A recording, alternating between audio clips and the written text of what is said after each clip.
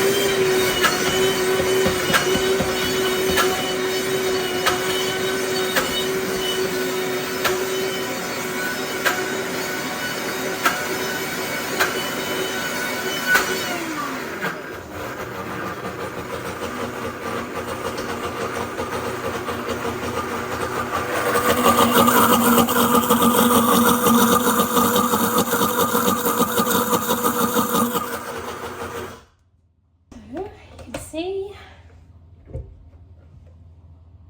creamy as peanut butter.